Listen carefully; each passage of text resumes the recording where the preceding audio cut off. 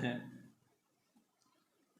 ان کے نزدیک عزت اور عظمت اور جو شان کا جو معیار ہے کہ آدمی عزت والا کون ہوتا ہے، عظمت والا کون ہوتا ہے، اس کے لیے معیار جو ان لوگوں نے متعین کیا، دنیا پرست لوگوں نے، وہ دولت اور ثروت کو رکھا کہ جس کے پاس دولت ہے، ثروت ہے، وہی جو ہے وہ سمجھتے ہیں کہ باعظمت ہے، اور وہی اس قابل ہے کہ قوم کو لیڈ کر سکے، وہی اس قابل ہے کہ وہ چار باتیں لوگوں کے سامنے کر سکے، اور جہاں ان کے سامنے کسی مفلس یا نادار غریب کی بات آتی ہے تو ایسے لوگوں کو وہ دنیا پرست لوگ کوئی حیثیت نہیں دیتے، انہیں ذلیل سمجھتے ہیں اور اپنے سے دور رکھنے کی کوشش کرتے ہیں۔ اس کے بالمقابل اگر اسلام کا اس تعلق سے نظریہ دیکھا جائے تو یقیناً عظمت اور عزت کا معیار جو ہے وہ دولت نہیں، بلکہ سب سے بڑھ کر جو چیز ہے وہ ایمان کی دولت ہے۔ جس کے پاس ایمان ہے تو یقیناً وہ قابل قدر ہے، وہ عظمت والی ذات ہے، اور اللہ تبارک و تعالیٰ کے نزدیک اس کی ایک ویلیو ہے۔ تو یہی وجہ ہے رسول اکرم صلی اللہ تعالی علیہ وسلم نے ارشاد فرمایا، مفہوم حدیث ہے، کسی عربی کو عجمی پر کوئی فوقیت نہیں ہے، نہ ہی عجمی کو عربی پر۔ اگر کسی کو کسی پر فوقیت ہے تو وہ تقوی کی بنیاد پر ہے، پرہیزگاری کی بنیاد پر ہے۔ اللہ تعالیٰ قرآن مجید میں ارشاد فرماتا ہے، ان اکرمکم عند اللہ اتقاکم، تم میں بہتر وہ ہے، اللہ کے نزدیک مکرم وہ ہے، اللہ کے نزدیک عزت والا وہ ہے، عظمت والا وہ ہے، اتقاکم، اللہ تعالیٰ نے فرمایا کہ جو پرہیزگار زیادہ ہے، جو متقی ہے، وہی اللہ کے نزدیک زیادہ مکرم ہے۔ تو اس آیت کریمہ میں، حدیث میں جو معیار جو ہے بلندی کا رکھا گیا ہے، عزت و عظمت کا رکھا گیا ہے، وہ پیسہ اور ثروت نہیں بلکہ اتقاء، پرہیزگاری اور دین کو رکھا گیا ہے۔ تو اسلام کا یہ نظریہ ہے۔ آپ دیکھیں کہ شروع اسلام سے لے کر آپ تاریخ کا آپ جائزہ لیں گے تو آپ کو معلوم ہوگا، جب انبیاء اکرام علیہم السلام دنیا میں اللہ تبارک و تعالیٰ کے پیغام کو پہنچانے کے لیے فیلڈ ورک کرنا شروع کیا تو آپ نے دیکھا ہوگا تاریخ میں یہ بات ہے، عمومی طور پر جن لوگوں نے سب سے پہلے اسلام کو قبول کیا، انبیاء کو مانا، وہ مالداروں کی ذات نہیں بلکہ عمومی طور پر وہ غربا کا ہاتھ رہا ہے۔ نوح علیہ السلام کے قریب عمومی طور پر غریب لوگ جمع ہوئے، اور جب مالداروں نے دیکھا کہ غریب ان کے قریب جمع ہو رہے ہیں، نوح علیہ السلام کے پاس آئے اور کہنے لگے کہ آپ اگر ان غربا کو اپنے پاس سے ہٹا دو، مفلسین کو ہٹا دو، تو ہم آپ کی بات سننے کے لیے تیار ہے۔ نوح علیہ السلام نے ان کی بات کو قبول نہیں کیا، غربا کو اپنے پاس رکھا۔ جب رسول اکرم صلی اللہ علیہ وسلم نے دعوت و تبلیغ کا کام شروع کیا، ابتداءً جہاں حضرت صدیق اکبر ایمان لائے، ایک جو ہے مالدار شخص، وہی کثرت کے ساتھ جو ایمان لائے شروع میں ابتداءً وہ غلام کی حیثیت سے حضرت بلال، حضرت صہیب رومی اور حضرت عمار رضی اللہ تعالیٰ عنہ، عورتوں میں حضرت سمیہ رضی اللہ تعالیٰ عنہا تھی، یعنی غربا کی ایک جماعت نے اسلام کو قبول کیا اور رسول اکرم صلی اللہ علیہ وسلم کی ارد گرد بیٹھنے لگے۔ جب کفار قریش نے دیکھا کہ یہ غلام ہیں، مفلس ہیں، یہ رسول اللہ کے قریب ہو رہے ہیں، تو انہوں نے آ کر کہا، اے محمد صلی اللہ علیہ وسلم، آپ نے ان کو اس قدر قریب کر لیا ہے کہ آپ یہ گمان کرتے ہو کہ اللہ تبارک و تعالیٰ نے ہمیں چھوڑ کر ان پر احسان کیا ہے؟ آپ یہ سوچتے ہو؟ یعنی ان کے گمان میں یہ تھا کہ دولت ہمارے پاس ہے تو یہ احسان بھی اللہ نے ہم پر کیا ہے، ان کی کیا حیثیت ہے، نعوذ باللہ من ذالک۔ اور کہنے لگے کہ اگر ان مفلسین کو، ان غربا کو اور جو ہے یہ غلام ہیں، ان کو آپ ہٹا دیتے ہو اپنے پاس سے تو ہم آپ کے پاس آ کر بیٹھ کر آپ کی بات سننے کے لیے تیار ہیں، شرط یہ ہے کہ آپ ان غربا کو اپنے پاس سے ہٹا دیجئے۔ فوراً جبریل امین علیہ السلام حاضر آئے اور اس آیت کو لے کر رسول اکرم صلی اللہ علیہ وسلم کے پاس وَلَا تَطْرُدِ الَّذِينَ يَدْعُونَ رَبَّهُمْ بِالْغَدَاةِ وَالْعَشِيِّ يُرِيدُونَ وَجْهَهُ، اے حبیب ہرگز تم غربا کو اپنے پاس سے بالکل دور نہ کرنا، اس لیے کہ ان کی صفات یہ ہے یدعون ربہم بالغداۃ والعشی یریدون وجہہ، یہ تو وہ ذات ہے کہ جن کا دل جو ہے نور ایمان سے جگمگا رہا ہے، اور رات و دن اگر عبادت کرتے ہیں یریدون وجہہ، کسی اور کے لیے نہیں بلکہ اللہ کے لیے عبادت کرتے ہیں۔ یعنی گویا کہ یہ آیت کریمہ حضرت بلال، حضرت صہیب رومی جیسے غریب جو ہے صحابہ اکرام رضوان اللہ تعالی علیہ مجمعین کی عظمت کو بتانے کے لیے اللہ تبارک و تعالی نے فوراً اس آیت کریمہ کو نازل فرما دیا، اور یہ بھی فرما دیا کہ اگر ان کو دور کیا جاتا ہے کہ فتکون من الظالمین، تو یہ عام بات نہیں ہے بلکہ ان کو دور کرنا ایسے ہے کہ جیسے کہ ظالموں میں شامل ہونا۔ تو گویا کہ ایک طریقے سے ان غربا صحابہ کو کی عظمت کو قرآن نے بتا دیا کہ ان کو کبھی دور نہ کرنا۔ یہ وہ لوگ ہیں جن کے دل میں کہ اللہ تبارک و تعالیٰ نے نور ایمان کو بھر دیا ہے، اور رات دن اگر وہ عبادت کرتے ہیں تو کسی اور وجہ سے نہیں، یریدون وجہہ، وہ صرف اور صرف اللہ کی وجہ سے اللہ کے لیے عبادت کرتے ہیں۔ اب ان غربا صحابہ میں سے یہ ایک ذات ہے عاشق رسول، مؤذن رسول، حضرت بلال بن رباح رضی اللہ تعالیٰ عنہ کا نام آتا ہے کہ ان کے تعلق سے مورخین لکھتے ہیں جب آپ ماں کے پیٹ میں تھے تو ماں باپ غلام نہیں تھے، اس کے بعد کسی نے ان کو زبردستی پکڑ کر غلام بنا دیا ایک روایت کے مطابق، اور لیکن جب آپ پیدا ہوئے غلامی کی زندگی آپ کو گزارنی پڑی۔ آپ کا ایک بھائی اور ایک بہن بھی تھی۔ اس طریقے سے جب زندگی آگے بڑھنے لگی، حضرت بلال بن رباح رضی اللہ تعالیٰ عنہ جوان ہو گئے غلامی کی زندگی میں۔ ایک روایت میں ہے کہ عبداللہ بن جدعان کی غلامی آپ کیا کرتے تھے، دوسری روایت میں ہے کہ امیہ بن خلف کے آپ جو ہے غلامی کیا کرتے تھے۔ الغرض ایک مرتبہ ایسا ہوا کہ آپ بکریاں چرانے کے لیے پہاڑ کی طرف گئے تو کسی نے آپ کو آواز دی کہ یا راعن هل من لبن، اے بکریوں کو چرانے والے کیا تمہارے پاس کچھ دودھ ہے جس کو تم ہم کو دے سکتے ہو؟ حضرت بلال رضی اللہ تعالیٰ عنہ نے دیکھا کہ پہاڑ کی طرف سے آواز آ رہی ہے، اس طرف بڑھے تو دو ذات نظر آئے، ایک رسول اللہ کی ذات اور پھر سے دوسرے صدیق اکبر کی ذات تھی۔ سرکار نے فرمایا حل من لبن، تمہارے پاس کوئی دودھ ہے؟ آپ قریب گئے حضرت بلال اور عرض کرنے لگے کہ اے محمد صلی اللہ علیہ وسلم، اب یہ ایمان نہیں لائے تھے، چونکہ رسول اکرم صلی اللہ علیہ وسلم کو پورا مکہ جانتا تھا۔ کہنے لگے محمد صلی اللہ علیہ وسلم، جتنی بکریاں ہیں وہ اس قابل نہیں ہے کہ دودھ دے سکیں، اس وقت صرف ایک بکری ہے، وہ بمشکل اتنا دودھ دیتی ہے کہ میرے لیے وہ کافی ہو جائے، بمشکل۔ تو رسول اکرم صلی اللہ علیہ وسلم نے حضرت بلال سے فرمایا فآت بہا، اسی بکری کو میرے پاس لے آؤ، اور حضرت ابوبکر صدیق رضی اللہ تعالیٰ عنہ ایک برتن لے آئے۔ سرکار دو عالم صلی اللہ علیہ وسلم نے جو ہی اس بکری کے خشک تھن کو آپ نے دست مبارک لگایا، وہ تھن جو ہے دودھ سے بھر گیا۔ آپ نے اس دودھ کو دوہا، خود پی لیا، پھر دودھ بھر گیا، پھر آپ نے صدیق اکبر کو جو ہے کٹورا دیا، انہوں نے بھی پی لیا، پھر رسول اکرم صلی اللہ علیہ وسلم نے تیسری بار دوہا، جب وہ کٹورا بھر گیا سرکار نے جو ہے حضرت بلال کو عطا کیا۔ بلال حیران رہ گئے کہ روزانہ تو یہ حال تھا کہ اس بکری کا دودھ جو ہے بمشکل میں پی پاتا، میرا پیٹ مشکل سے بھرتا، لیکن آج یہ حال ہے کہ اس ذات کے ہاتھ لگتے ہی تینوں نے جو ہے پیٹ بھر کر دودھ پیا، اور پھر جو ہے اس کے باوجود بھی جو ہے تن میں جو ہے دودھ بھرا ہوا ہے۔ رسول اکرم صلی اللہ علیہ وسلم کے معجزہ دیکھ کر وہ حیران رہ گئے، ٹکٹکی باندھ کر دیکھنے لگے۔ سرکار دو عالم صلی اللہ علیہ وسلم نے فوراً ہی اسلام کو پیش کیا۔ حضرت بلال بن رباح رضی اللہ تعالیٰ عنہ نے اسی وقت اسلام کو قبول کیا۔ سرکار نے فرمایا کہ اے بلال، ابتدائی اسلام ہے، کچھ لوگوں نے ہی اسلام کو قبول کیا ہے، لہذا اب جو ہے اس وقت تم اپنے اسلام کو ظاہر نہ کرنا۔ انہوں نے حامی بھر لی۔ اب جو ہے چھپ چھپ کر رسول اکرم صلی اللہ علیہ وسلم سے ملنے لگے، روزانہ کسی نہ کسی بہانے سے ملتے۔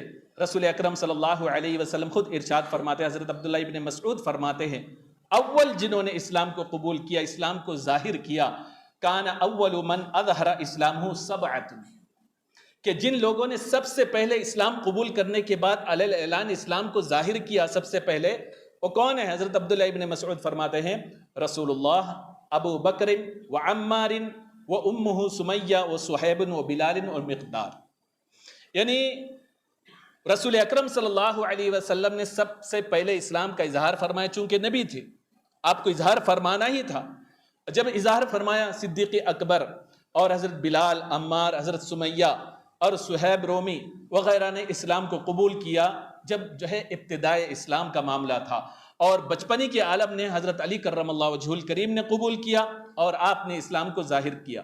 اب چونکہ یہ جو ہے اسلام کا یہ نور ان کے دل میں اس طریقے سے جگبگا رہا تھا، جب اسلام لانے کے بعد بت پرستی کو آپ دیکھتے کہ کوئی جو ہے بت کی طرف سجدہ کرتا ہے اور اس کی پرستش کر رہا ہے، اس کی طرف جو ہے اپنی التجا کو بڑھا رہا ہے، تو آپ بے چین ہو جاتے. اس لیے کہ آپ عہد کا نعرہ لگانے والوں میں سے تھے. آپ کو یہ برداشت نہیں ہوتا کیسے کوئی جو ہے جس خالق نے بندوں کو پیدا کیا جس مقصد کے لیے، وہ مقصد جو ہے بندے بھول چکے ہیں. آپ خانہ کعبہ کی طرف آتے، دیکھتے کہ سب کے سب جو ہے اب اللہ کے بجائے جو ہے بتوں کے سامنے جو ہے اپنے سر کو جھکائے ہوئے ہیں. آپ کو برداشت نہیں ہوتا. تو یہاں تک کہ ایک دن آپ برداشت سے باہر ہو کر لوگ جب جو ہے سجدے میں تھے بتوں کے سامنے، برجستہ آپ نے کہا، ارشاد فرمایا خاب و خسر من عبد کننا، وہ لوگ خائب و خاسر برباد ہو گئے جن لوگوں نے اے بت جن لوگوں نے تمہاری عبادت کی. جو ہی آپ نے یہ کیا کہ بتوں کی عبادت کرنے والے خائب و خاسر ہو گئے، کفار کے کانوں میں جو ہے ان کی آواز جو ہے پڑ گئی.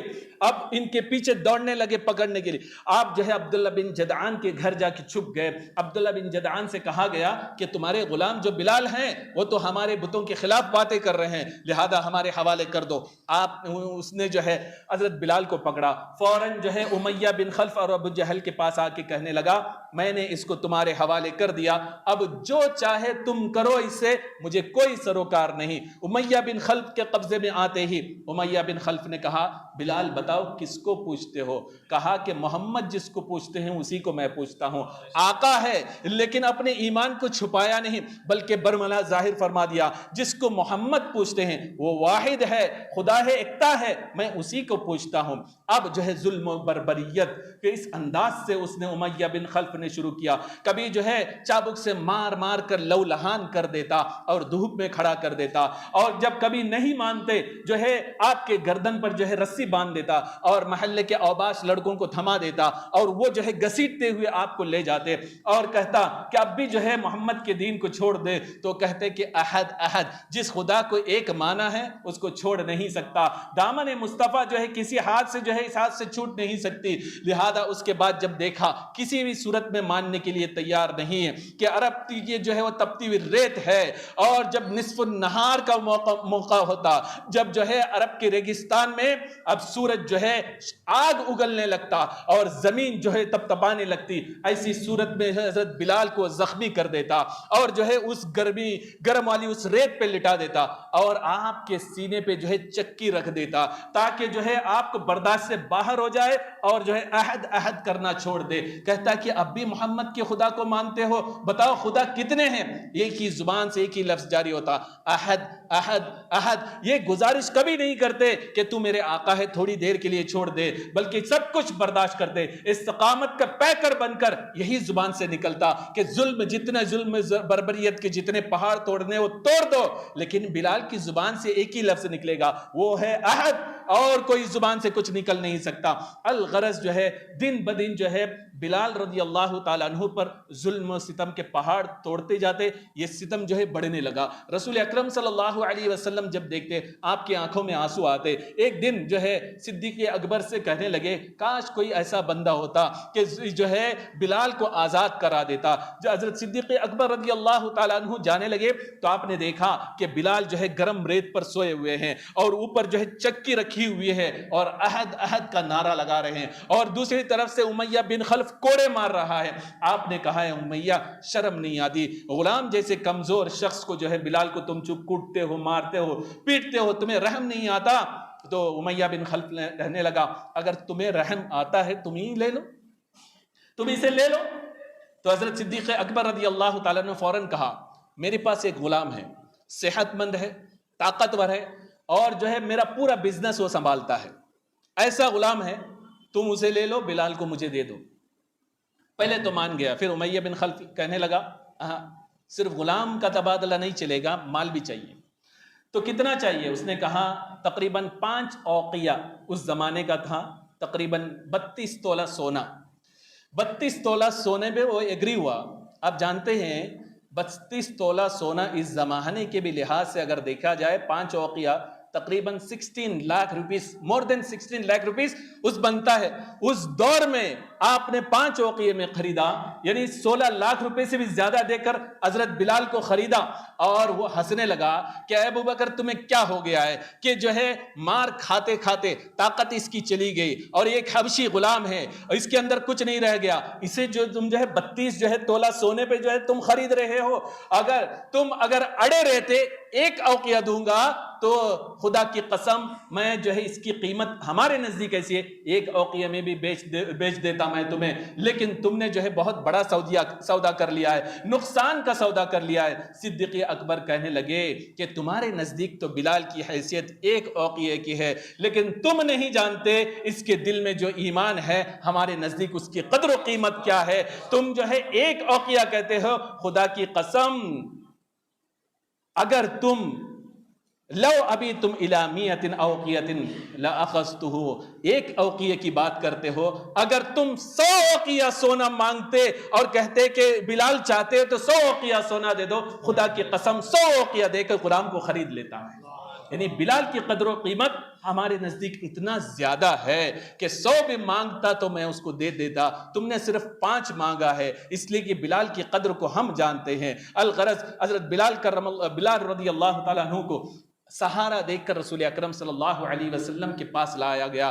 حضرت بلال کو سرکار دو عالم صلی اللہ علیہ وسلم نے اپنی چٹائی پر بٹھایا. بلال جو ہے بیٹھنا نہیں چاہ رہے تھے. آپ معذب ذات کے شخص ہو، میں نے غلام کبھی اس طریقے سے چٹائی پر بڑے آدمی کے ساتھ بیٹھا نہیں. سرکار نے فرمایا وہ کسی اور کا غلام تھا، اب رسول اللہ کا غلام ہے، اب تم میرے ساتھ بیٹھے گا. ساتھ بٹھایا، آپ نے جو ہے دلاسا دلایا. حضرت ام کلثوم آئی، کھجور لے کر انہیں کھلانے لگی، اور جو ہے حضرت خدیجہ الکبریٰ رضی اللہ تعالی عنہا نے دودھ لا کر انہیں پلایا. اس طریقے سے رسول اکرم صلی اللہ علیہ وسلم کی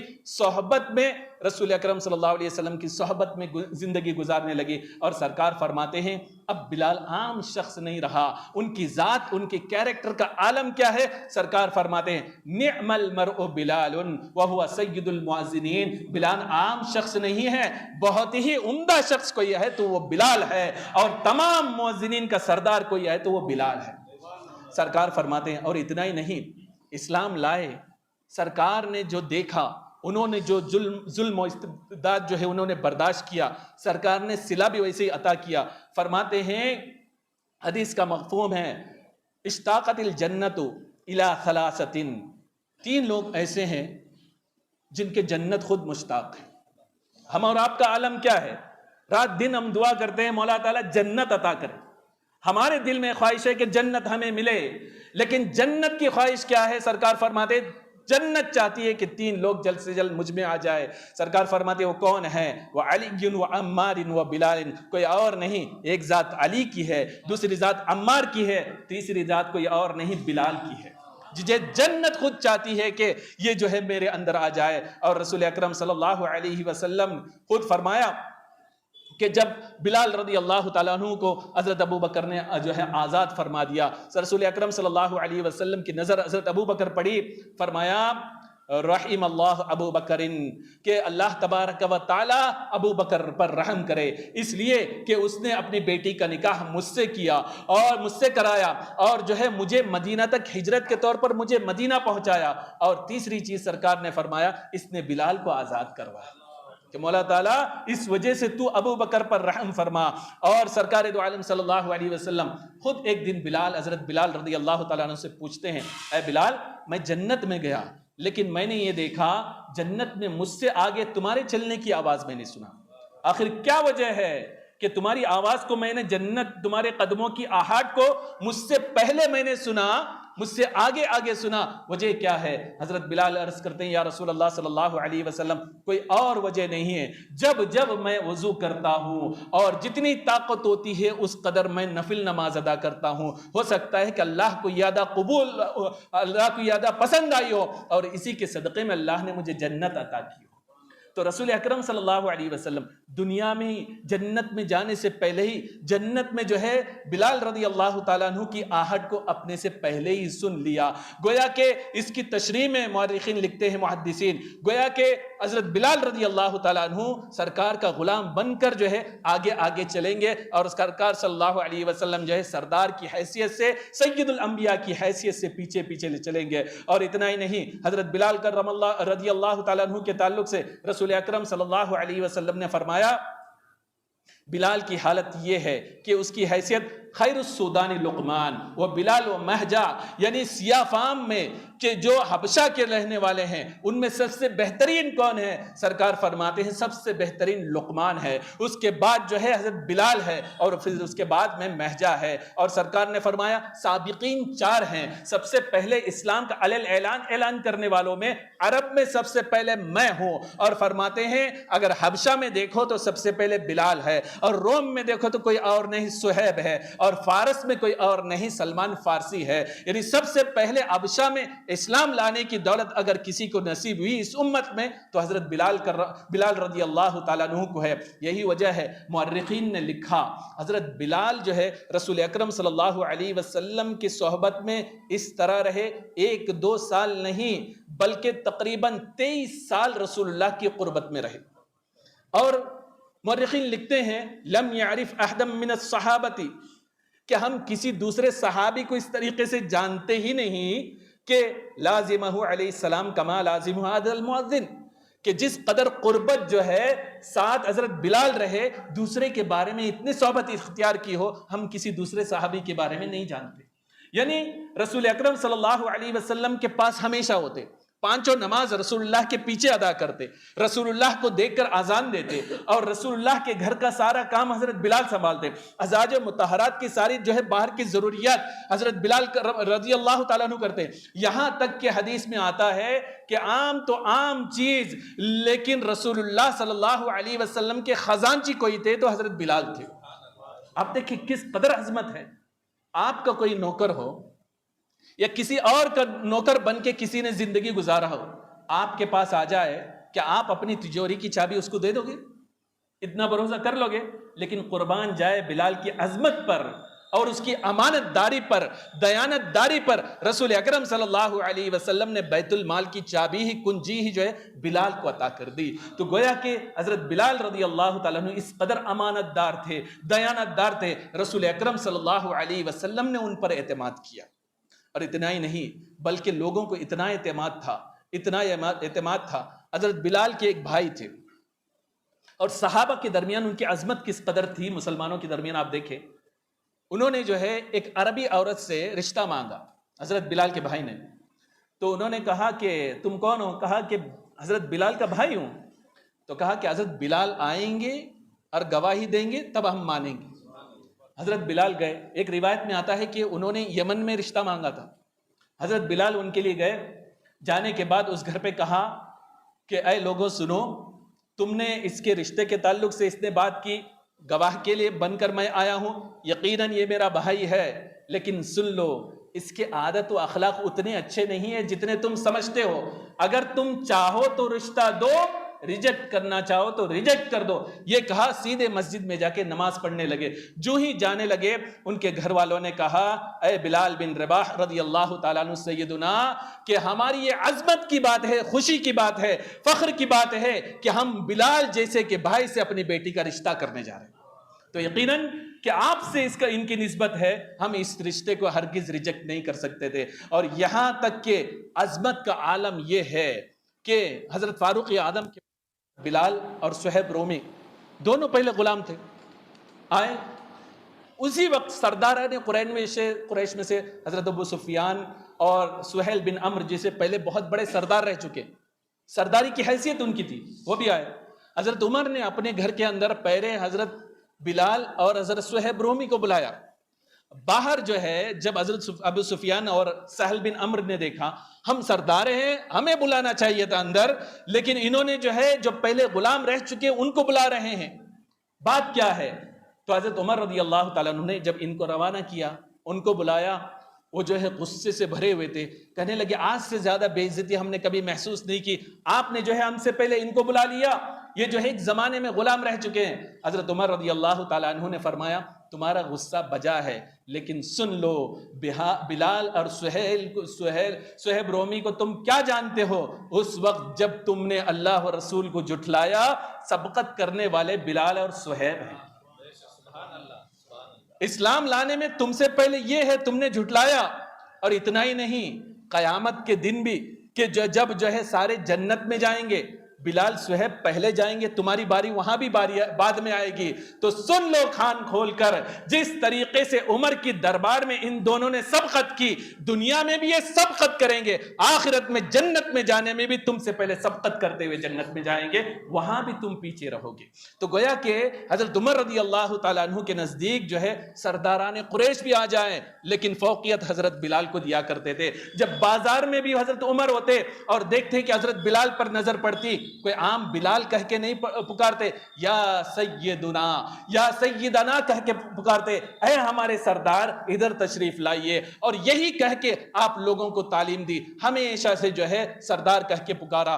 اور جو ہے عظمت کا عالم یہ دیکھیں آپ، ایک مرتبہ حضرت بلال اور سہیب رومی دوسرے صحابہ جو غریب صحابہ ہیں، ان کے سامنے سے جو ہے حضرت ابو سفیان اس وقت ایمان نہیں لائے، تو وہ گزرے تو انہوں نے دیکھ کر کہا اللہ کا قہر ان پر ابھی آیا نہیں کہ ان کی گردن ماری جائے، یعنی سخت جملہ کہہ دیا کہ کب وہ دن آئے گا کہ ابھی اس دنیا سے چلے جائیں، ان کی گردن ماری جائے۔ اس وقت انہوں نے اسلام کو قبول نہیں کیا تھا حضرت ابو سفیان وغیرہ۔ اس بات کو حضرت ابو بکر نے سن لیا، صدیق اکبر نے، اور حضرت بلال سے فرمایا اے بلال، یہ سرداران قریش ہیں، ان کے بارے میں تم ایسی بات کرتے ہو؟ یعنی حضرت ابو بکر صدیق یہ چاہتے تھے کہ وہ ایمان لے آئے، اس لیے حضرت بلال سے کہنے لگے کہ یہ سرداران قریش ہیں، ان کے بارے میں تم اتنے سخت جملے کہتے ہو۔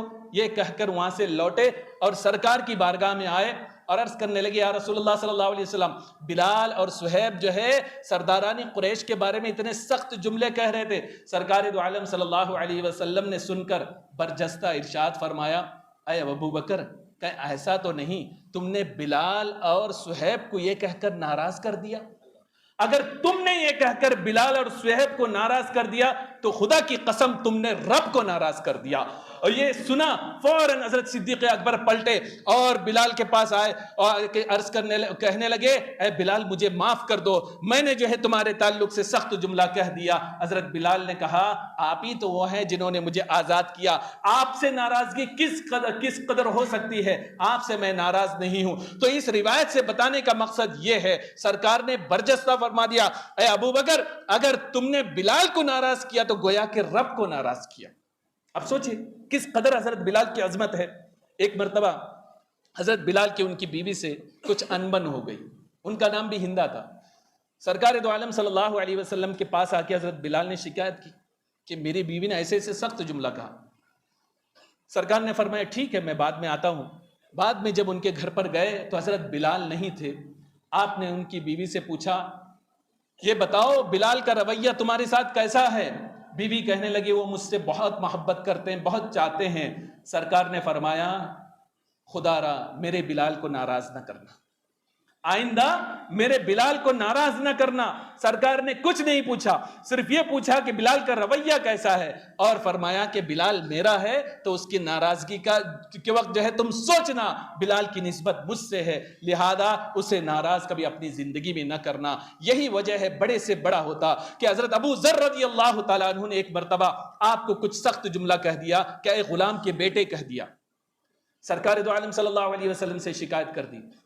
سرکار نے فرمایا ابو ذر تمہارے اندر ابھی جاہلیت موجود ہے، تمہیں پتہ نہیں وہ بھی انسان ہے جس طریقے سے تم انسان ہو، جو تم کھاؤ غلام کو وہی کھلاؤ، تم پہنو تو وہی پہناؤ۔ تو حضرت ابو ذر رضی اللہ تعالیٰ عنہ فوراً حضرت بلال کے پاس گئے، ان کے پیر کو پکڑا، اپنے رخسار کو زمین پر رکھا۔ ابو ذر غفاری رضی اللہ تعالیٰ عنہ بہت ہی اکابر صحابہ میں سے ہے، انہوں نے جا کر اپنے رخسار کو زمین پر رکھا اور ان کے حضرت بلال کے قدم کو پکڑا اور کہا ہے بلال تم جب تک جو ہے اپنے قدم کو میرے رخسار پر نہیں رکھو گے میں اس وقت تک یہاں سے نہیں ہٹوں گا، اور رخسار پر رکھ کر تم کہو گے کہ مجھے معاف کر دیا، اس وقت تک میں یہاں سے ہٹ نہیں سکتا۔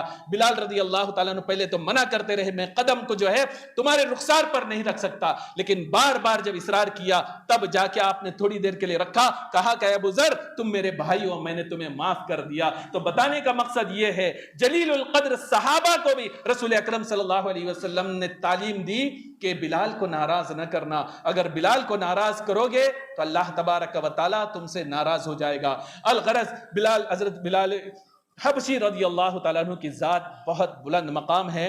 حضرت محی الدین ابن عربی رضی اللہ تعالیٰ عنہ فرماتے ہیں کہ میں جب ملک شام میں حضرت بلال رضی اللہ تعالیٰ عنہ کے مزار اقدس پہ گیا اور مراقبہ کیا، تب میں نے رسول اللہ کو ان کے مزار کے پاس پایا۔